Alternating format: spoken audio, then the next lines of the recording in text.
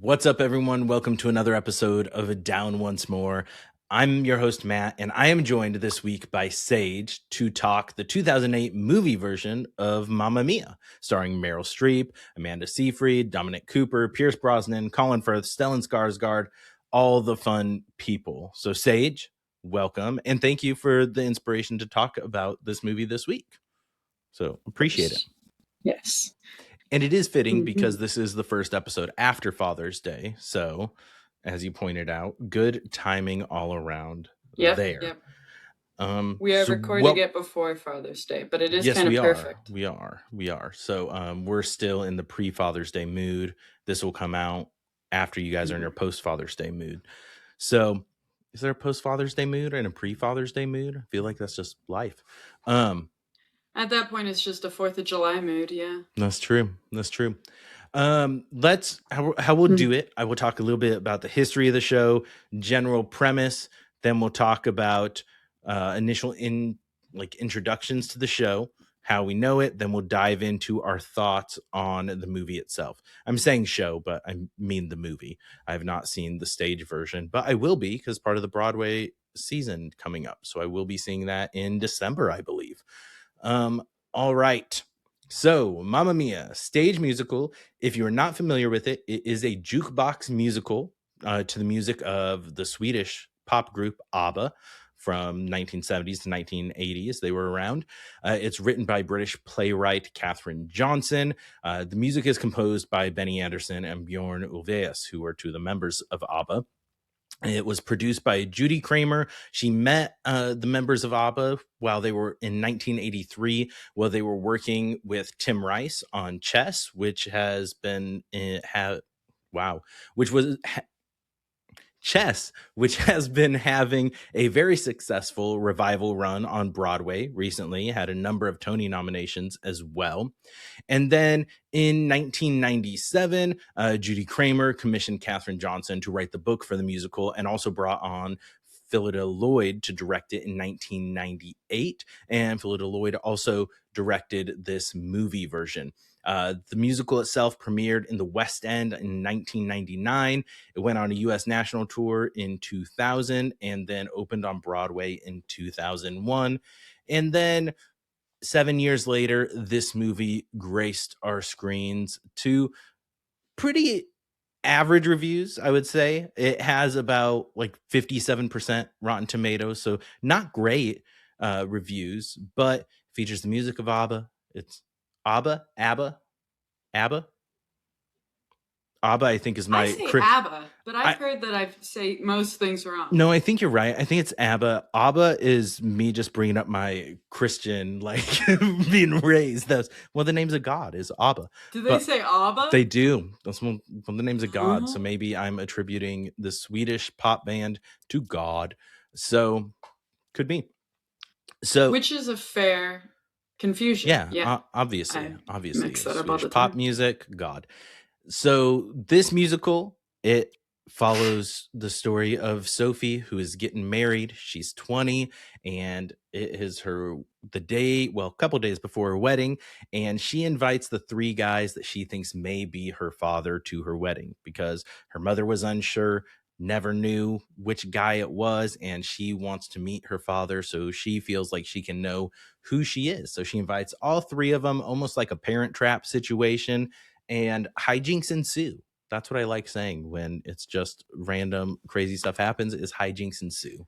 So that's the overall gist of the musical at a very high level. Sage, do you have any other notes on the gist of this musical? I don't think so. I think it's a very fun premise too. The idea that the mom, it's also very important that they're in Greece. Yes. And they're living on this island where the mother is running a hotel. And it's kind of run down, kind of on its last leg. But the whole first scene that you really get is the daughter, Sophie, reading through the diary and it's finding out all of the guys that could be her father, and then how it's very probable also that she was what's the word? I don't even know what it is. It starts with a C.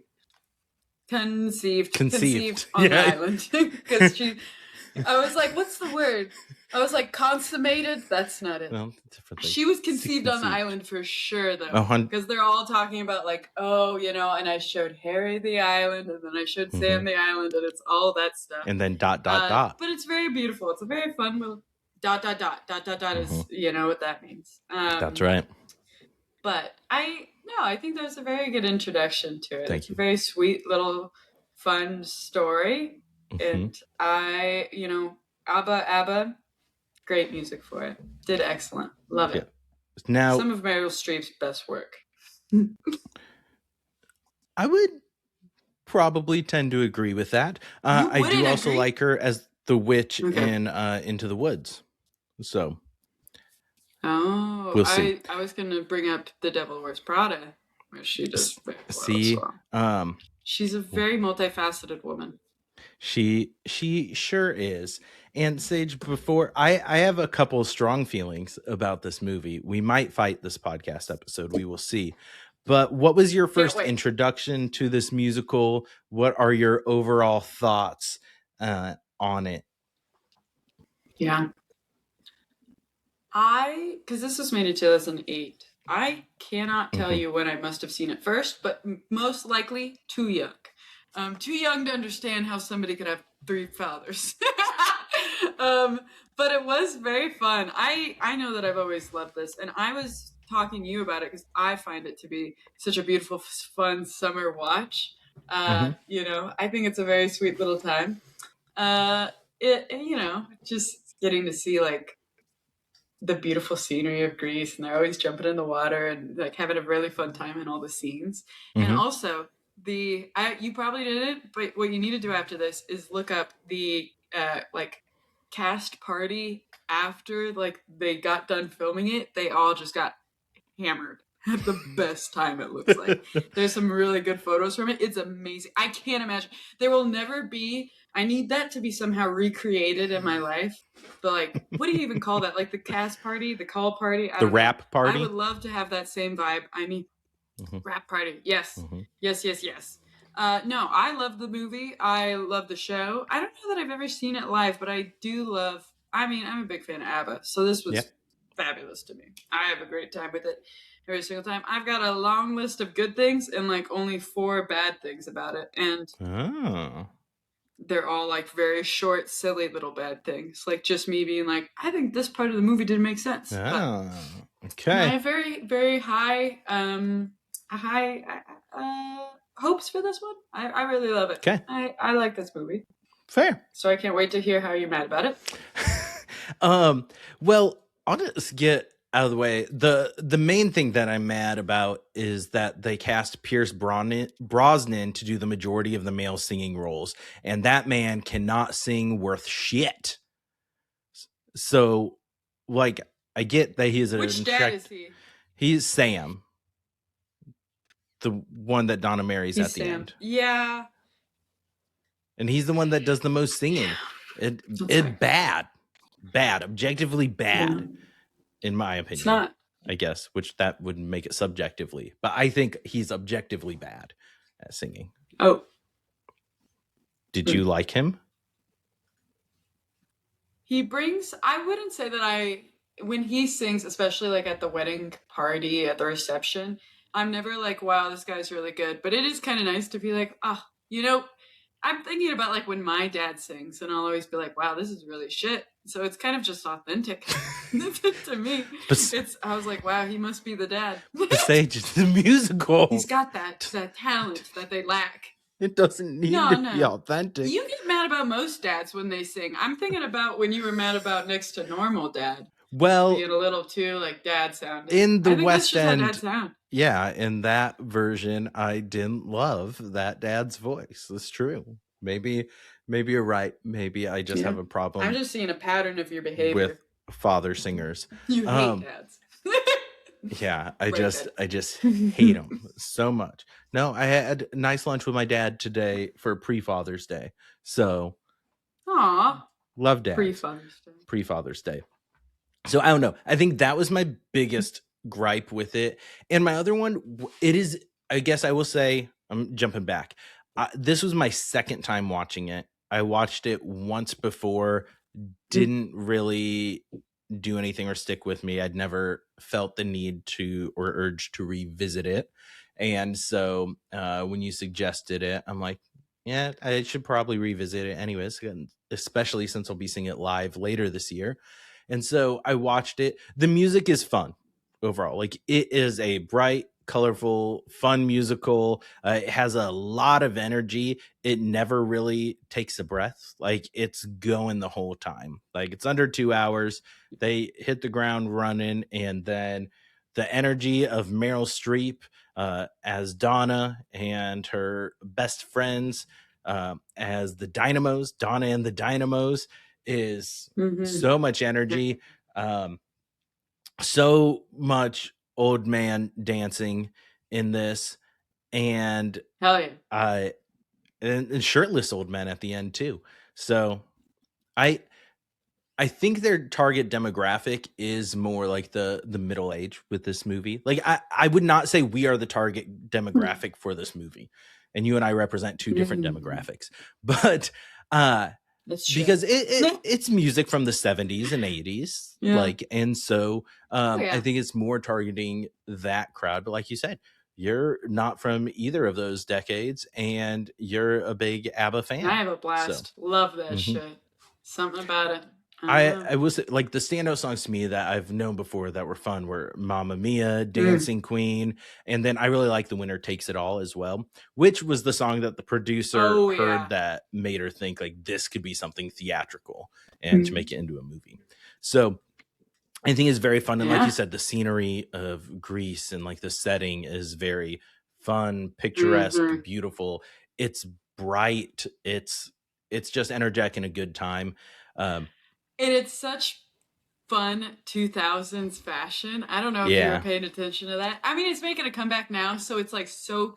I think I have a note in here. I was like, I love how everything's just so mismatched. Everything's so crazy, and like especially Donna's friends. Oh yeah, they both have very different styles, but both like now you could wear that and it would probably really, it would be fashionable today. Yeah.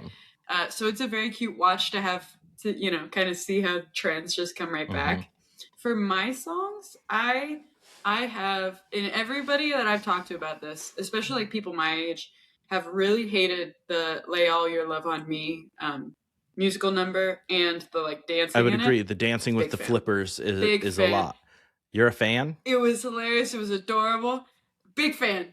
But I probably Sky, very possible, could have been my first crush as a child. That is, if human crush, because like cartoons like Go Diego Go, probably, yeah. But then Sky from Mamma Mia. So fair. I move it up in the world. Well, wasn't Go Diego Go? He was still a human. He was just not a real person. He was a cartoon. He was a cartoon, but he was still a human. He's not a real person. I thought you were going to say like Snoopy or something, because you're like my first human crush. I'm like, where are you going? Spirit, the horse from Spirit, maybe. Hey, that's a big one. Wait, I heard lots of people were into the horse from The Lion King. Also a good one. Mufasa, he's the dad that dies quick. Not like middle-aged Simba. Is it? Wait, who's the kid? Mufasa. Simba. Simba is the kid. Yeah, you're right. Teenage Simba. Yeah. Teenage Simba. Yeah. Sorry, I forgot. Thanks for Gort. Okay, I have Okay, so what I was talking about, I have Lay All Your Love on Me as the first one, then Dancing Queen, SOS. I labeled as the best duet in there. Really loved that. Remind me which one that is. I literally finished it like 15 minutes before we were recorded, but I'm blanking which one SOS is. SOS. I've got to remember who the duet is in that, but it's... Oh, I can't sing it because and when you're near me, nothing else can save me. SOS. Oh, it's Pierce Brosnan. I know. It was one of the ones I probably tuned it out because his voice was so bad. This is ridiculous. Ridiculous. I'm so tired of this. We're just getting started. I also have a whole section on here of who I think the father is. Yeah. Oh, well, let's just jump right to that. Should we talk about what we did like, or did you have more that you hate? I do have more that I hated. But hate is a strong word, but just one of the problems that is a Dislike. main problem I have with jukebox musicals in general is the songs don't necessarily fit the story. Like most musicals, the song is specifically tailored to the plot and helps further the plot more. Jukebox musicals, it's really hard to make it a cohesive story. Like you're changing it and having it fit where you can. But unless you're doing one that's a little like autobiographical, like The Cher Show or something like that, or Tina, the Tina Turner one, then this one where you're taking a band's completely different songs and fitting them in here, it can be very difficult to make that story make sense. And I think that's why a lot of people don't really care for jukebox musicals. And I did feel that way with most of this. Like the energy and everything was great. Some of them work decently, but there's a lot of them that just seem random and thrown in there, I feel like. A little forced. Yeah. Yeah. I think that's a fair point to make. A very fair point. A jukebox musical is a acquired taste, something you have to be really ready for, in the zone for. Yeah. Just know in your heart that it's not a perfect puzzle, and it never will be. Yeah. But if you can appreciate it for what it is. Yeah, I feel like jukebox musicals are more about the vibes, like having a good time. Like Moulin Rouge is making a story one of those two. Yeah. Like Moulin Rouge, I actually really like the Broadway musical. I don't like the movie, but it's because the energy, and I like different remixes and covers of songs because they make them unique and they do mashups. It's not just the straight up song. So it is still kind of making it their own and modifying it. And so that's the one jukebox musical I would say that I really enjoy. But what other good things do you have? Or what good things do you have? I have so many. Or did you have any bad things? Did you say your bad things? Do you want me to start with bad? Yeah, I started with bad, so you start with bad. No, my bad things are just like silly little things. I in the one scene where she goes to see the dads all staying on the boat, I thought it was pretty ridiculous, her swimming out there. And then when she needs to leave, because like her fiance is calling for her, she hears it. She jumps off. If the boat is right here and the beach is right here, she jumps off this side of the boat. And I go, why would she swim around or under the boat? In what world? Because she's obviously lived here, her whole life. Yeah. She knows the correct way to get back to the land. I thought that was a little bit ridiculous. Fair. Maybe it was better for the shot. I just didn't like it. Fair. I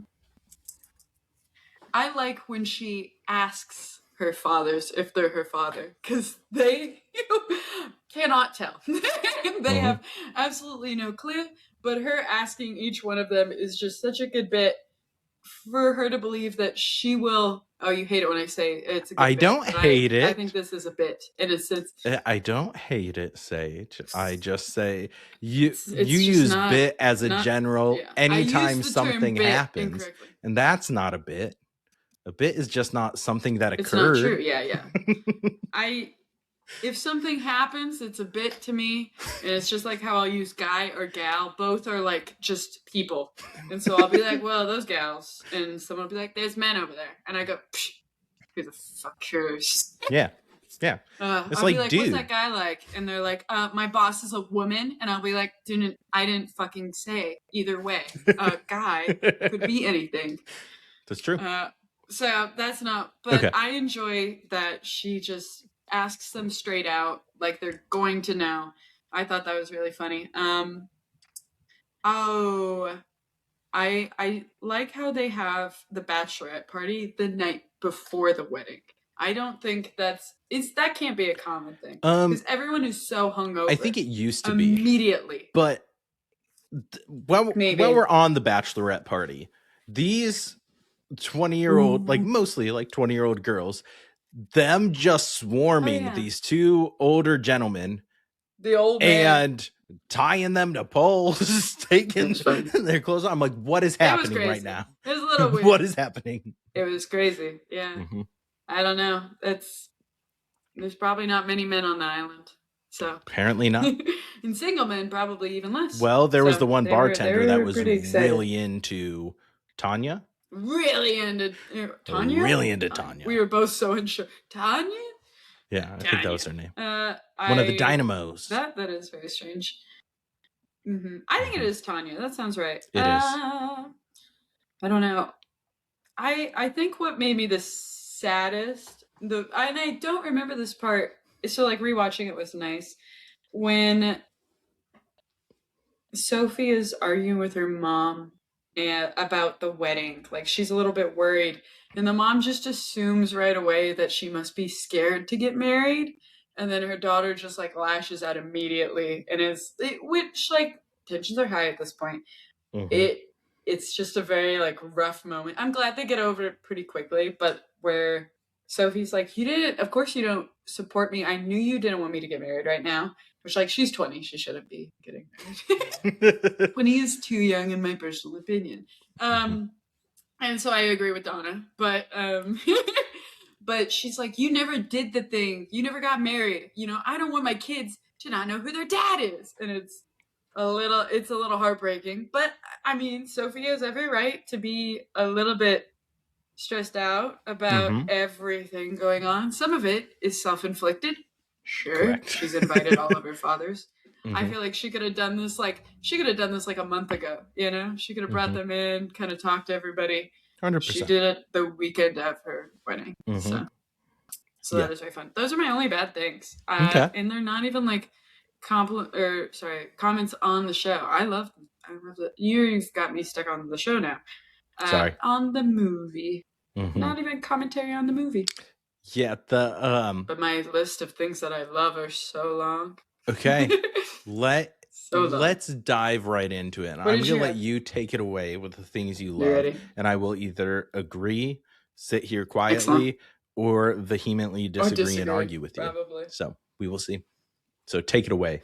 Excellent. That's all I could ask. First great thing. Love that her friends are Scottish. I think that adds such a beautiful accent to this funny little show. It is so great. One of the best accents to just be real goofy. I can't do one, but I appreciate these ones. And so she must have gone to school in Scotland, because these are her right? These are her friends. I'm going to be completely honest. She's 20, so she didn't go to college. She could have. Didn't know. I didn't even register Scottish accents with her friend that was wearing a Duke sweatshirt. That's insane. It's Sorry. I was locked in. Well, they both have Scottish accents. Okay. Scottish accents, love it. My favorite funny little line was Scottish accents, love it. Funny little line that the friends say, because she's just explained that she's got 3 men coming and she needs them to walk. She's like, I want my father to walk me down the aisle. And one of the friends goes, it's going to be a wide aisle. Because there's so many fathers. That is. I love that. That's great. I didn't notice that the first time. I didn't notice it. But that's a good one. I think I love Mamma Mia. Yeah. I think I love Mamma Mia so much because the female friendships in this are so sweet. And like the reflection of Donna's 2 friends and her 2 friends, it's very adorable. They're just very beautiful, long-term female friendships. I think that's wonderful. And that's a wonderful summer vibe. It is. It's very, very cute. That's true. Yeah. I love the introductions that Donna gives of her friends, which are Tanya, the serial bride, and Rosie, the hermit, which both very fun little times. And I think those are such a cute trio that the 3 of them make. I have the line I really love when they're like really swooning over Sophie, the Donna and her friends. And so Sophie kind of like lashes out. She goes, I'm getting married. I'm not joining a convent. And then in parentheses, I go 20 years old. Which is, like I said, just too fucking young. That's insane. Word. Agree with there. I really like the whole, like an overarching. Oh, sorry. What were you saying? You're just agreeing. Oh, I just said same. I agreed with you. Okay. Oh, same. I really love there's like an overarching theme kind of in the background of it's the site of Aphrodite's fountain. This hotel is on top of, and it makes for a very cute like final scene where the ground splits open and like water is spraying out. They're all dancing, and then the old men are shirtless, which I don't know why that needed to happen. They could have kept their shirts on, but whatever. 100%. 100%. That's all right. That's all right. 100%. I really the one enjoy young that guy the was also flashbacks shirtless. to the dads. Oh, Sky, the fiance? Sky and the guy that first real Harry human crush. is with. Yeah. Oh. The young guy that Harry was nice. crushing on was also shirtless. You know what? They were dancing shirtless together. Beautiful. Beautiful. I wonder, I don't know that I ever clocked that as a child. In my brain, I really thought that Tanya and Rosie ended up with the other two dads. But I don't know how that possibly happened. That I very clearly misinterpreted everything. But we've talked about this. I was raised Catholic. I imagine my brain could not comprehend that. And I was telling you before we recorded, I have family members who vehemently just very much will, like, anytime Mamma Mia comes up, they're like, that's the worst thing to ever happen. I can't believe they make it something like that. Like, to just absolutely, when I say, like, they will not listen to the music, they absolutely hate the idea of the show, it's just the fact that she doesn't know who the dad is. They're, like, very against that. They're like, and they had a baby out of wedlock. And I'll be like, oh my God, can we calm down? It's got Abba in it. It's forgivable. She's Meryl Streep. Introduce said family members to Rocky Horror Picture Show. And then document That'd be insane. That'd be so fun. I'll get back to you. I will bring it back. No, I love the other funny thing. I love the flashbacks of the dads because it's so ridiculous. They just put like long wigs on them and like headbands made in the 60s as they could. It was so fucking funny. It's so hilarious. And then they have the new movie out now where they actually have like decent looking, like, you know, it's a very clear flashback people. I just can only imagine them in those goofy outfits the whole time. It's just so ridiculous. The younger versions of themselves. Yeah. I like the line that Donna says when she goes, "You think I would forget my daughter's dads?" Yeah. Like when Tanya and Rosie are unsure if she saw them in the goat house or not. I think that's so fun. I was also so confused with at the wedding at the end when Donna decides to stand up and make the announcement about her dad being here. And then she's like, I know. She's like, how do you know? I don't know. Like, why would you stand up and make that announcement if you don't know which one it is? Like, why? What are you doing? Yeah, what was your that end would have goal? been crazy. You could have told her before. It was kind of crazy. It was kind of crazy. I really enjoy the lines where it goes, Donna says, I brought this all on my, like, she's crying about how all the fathers are there and she doesn't know which one it is, so she like can't tell Sophie who her dad is, and she goes, I brought this all on myself because I was stupid and I was a stupid, reckless little slut. And her friends go, you sound like your mother. They're like, it's just the Catholic guilt. They say that in here. They do. And I was like, oh my God, I didn't realize it's canon. Donna is Catholic, or at least raised Catholic. Yeah. And I went, what a kinship we have. I love this movie. Oh my God, the next line I have in my notes just says, Sky is so fucking hot. So, it's good. And I agree. Oh my God. Big fan. Young Dominic Cooper. I'm just crushing on everyone that he's great. Talk about on here. Peak, of course. Oh, I like how all of the dads say that Super Trooper was their song with Donna. Yep. When she's performing for the bachelorette party, and they're like, this was our song. I enjoyed that she was just really playing the field. She had a roster, and she was playing those boys like fiddles. Excellent. Way to go, Donna. I think that's sweet. Way to go, Donna. Oh, the line, she gets drunk then, once she sees that all the men are at the bachelorette party. And she goes, I've done so much for my daughter, and I won't be muscled out by an ejaculation. Yeah. Great line. Love that I line. thought that was That's so good. funny. That's really good. Mm-hmm. Mm-hmm. Donna has the best lines in this. Okay, this is like, you know how we argue during Mean Girls? These are the lines that I was hoping for. Things that actually make sense, and things that are actually freaking funny.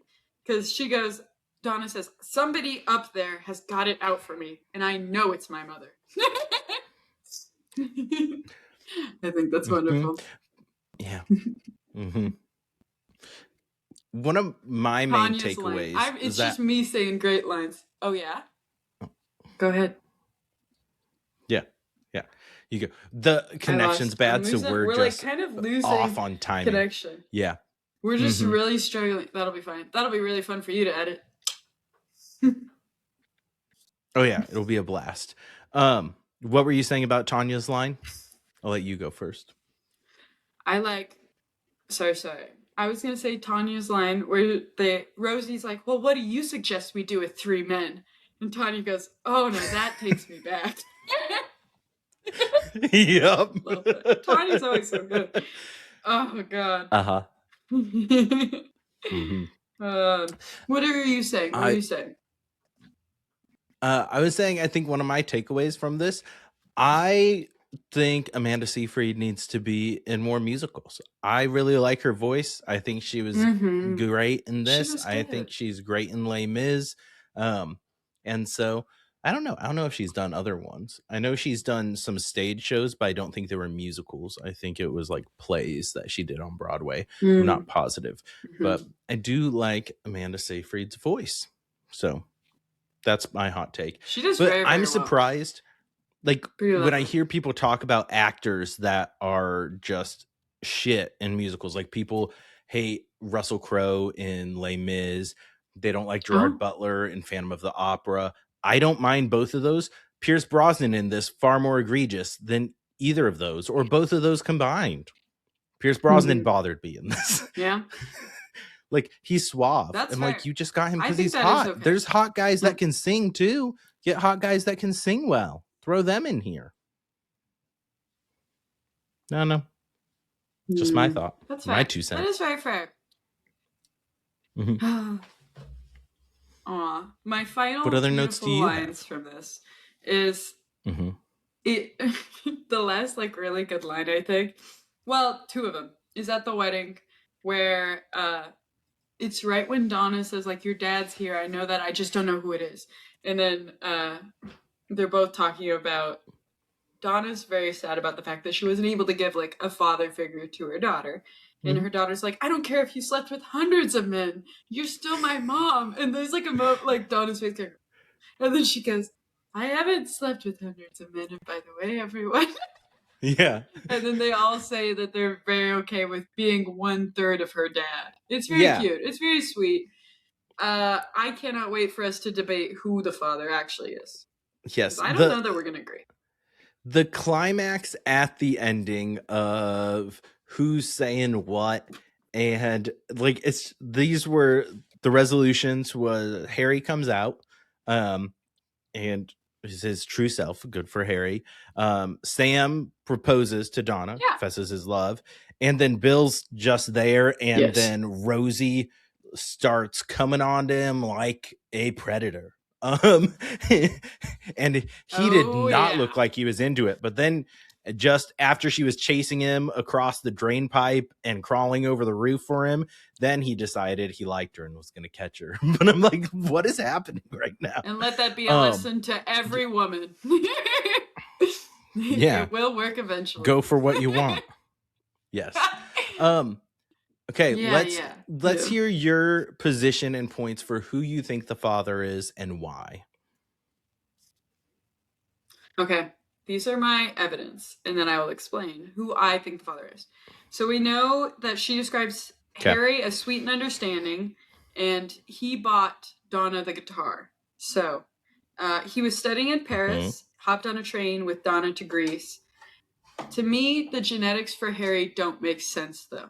Harry has brown hair, brown eyes. Donna, let's remember, blonde hair, curly hair. So, like, Sophie obviously gets her hair from her mom. But Sophie's eyes are blue, and her mom's eyes are brown. So there's very little chance that Harry was probably the dad. I don't think that's true. Okay. Sam, he's the first one that she does get with in this time frame, that she dates, that she possible dad. Then he leaves and he goes and gets engaged. Well, actually, he's engaged. She goes and gets married. He did draw the hotel on the back of a menu, drawing us something that Sophie's very into as well. What are your feelings? What are your feelings? Well, he didn't. He went back. It was revealed he was engaged, so he went back. Was gonna ended it, and then was going back for Donna, and then Donna was away with one of those blokes, and then he went back to his wife and married her, his fiance. Yeah. Yes. I forget what color Sam's eyes are, but Sam is brunette as well. I would have to look. What's his eye color? Google. I'll look it up. You've got it. I'll find it. You Google it. Thank you. You say your next point, and we'll come back to it. Blue eyes. I think Sam would be blue eyes. So there's a chance. That does make a little bit of sense. And obviously, like, they end up with each other at the end, so it'd be kind of perfect that this is their kid, but obviously they're never going to get the DNA test, so it doesn't matter. But Sam is... Sorry. Bill. I mix up Sam and Bill for some reason. Sam seems like the name of a man who's blonde. It's fair. I don't know why. It's always been my assumption.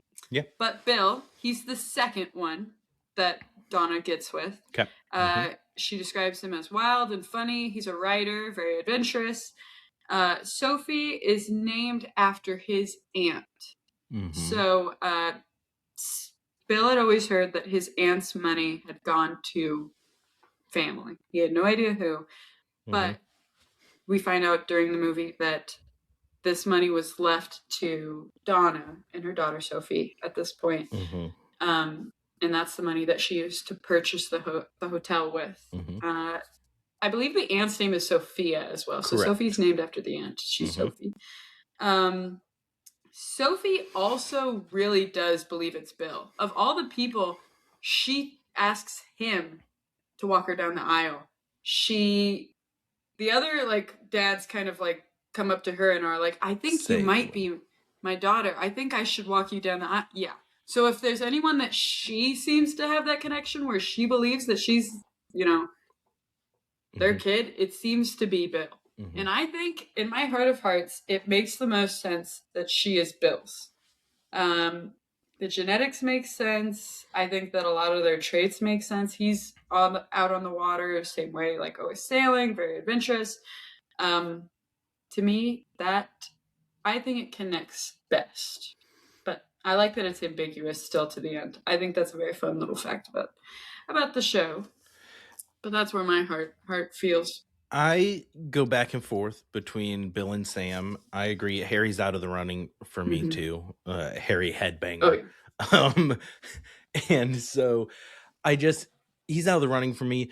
Bill, like, the one thing is like, oh, the aunt, she left money to family. But I saw that more as because no one knows who her dad is. So that wouldn't have really been a factor. But it was more that I felt like it's implied his aunt took Donna under her wing and then thought of her like family. And so just with the time she spent there and everything, that's what was kind of in my head. The thing is maybe pushing me towards Sam, some of those, like the blue eyes and then the artistic traits. But it was also shown because when they're staying in the goat shed, there's drawings on there, which we don't know for sure if those are Sophie's drawings or Donna's drawings. Maybe Donna draws too. We don't know. But I kind of lean Sam, but I could also see the argument for Bill. Harry is the only one that I do not feel like is in the running personally. Yeah, we've all agreed. Yes. If you were to recast this movie today and film a new one, who would you cast in it? Yeah.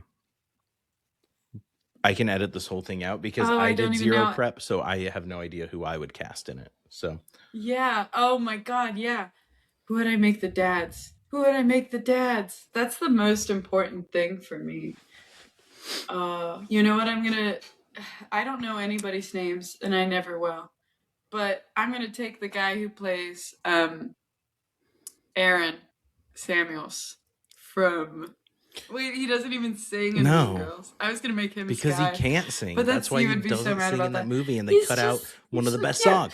Also, Sage, this movie is all of them as their older selves. You can't cast a 20-year-old.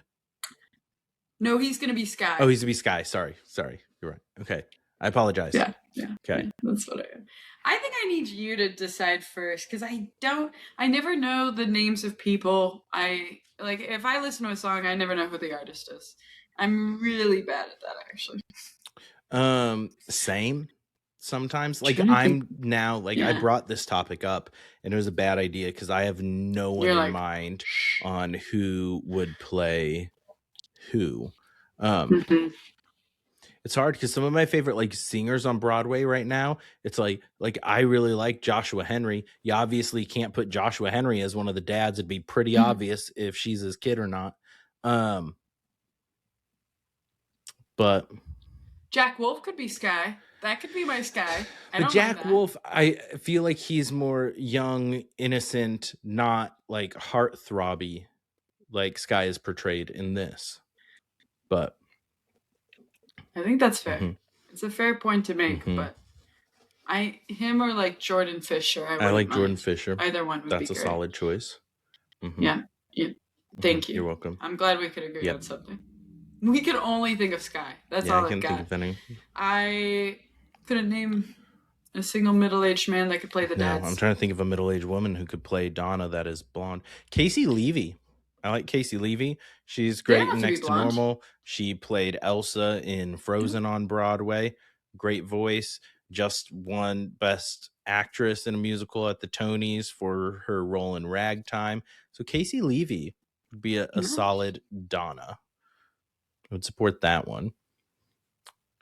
And then I don't know for the middle-aged dads. I don't know middle-aged actors. I mean, do you feel that Sophie was warranted in inviting all three dads? Was that it was her wedding. In her defense, it's kind of like your birthday. You got to do what you want. Yeah, but she didn't tell her husband. I feel like it was not the most well thought out plan. I'll just say that because if she would have thought about it for more than a couple seconds, she would have realized that she was probably going to end up with a situation like exactly what she did, where all three guys then think they're her dad and then no one knows. Yeah. So it wasn't the most well thought out plan. I get why she was doing it, but I did really appreciate when Sky finds out and is talking to her, and Sophie says she needs it so that she can know who she is, and he said, well, knowing who you are, that's about finding yourself, not finding your father. And I thought that was a very good line and very like observant and poignant to say like, hey, your identity isn't tied to someone else. It's about realizing who you are and who you want to be. So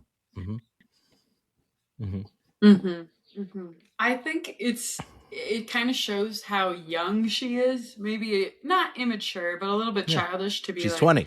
I can invite all of them because when she's too young. Because when he shows up, I'm just gonna know. Like I'm gonna know who my dad is. Of course, I'll just feel it on that. Vibe it out. I think that's crazy. But she's just like, no, I'll feel it. It'll be all right. And was she planning to just send the other two home or just let them sit in the back at the wedding? My mom's still going to find out. So that's kind of crazy. Yep, agreed. Yeah, her grand plan was to have one of them walk her down the aisle and surprise her mom with it. I'm like, that's awful plan. Not a well thought out plan. The plan of a 20-year-old who has 5 more years until their frontal lobe is developed. But thankfully at the end, she did make the decision. Hey, let's not get married yet. That's not what we want to do. Let's go on adventure. So she did become wise once she got the just the aura of the three fathers around her, then she got wisdom. Not that you need a man to give you wisdom. That's not what I was trying to imply. Sweet. I was just saying like fatherly advice could. I've got that voice clip. You're never going to run for president. I would never run for president anyways. Ain't nobody want that job.